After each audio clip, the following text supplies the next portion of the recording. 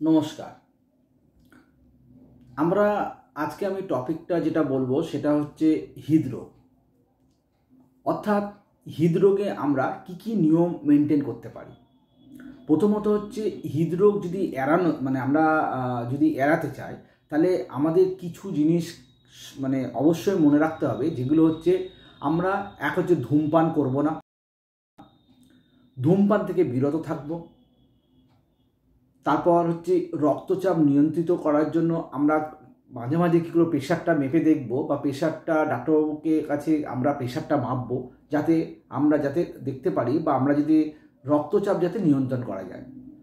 শরীরে ওজনটাকে ঠিক রাখতে হবে। দুশ্চিন্তা একদমই করা যাবে না।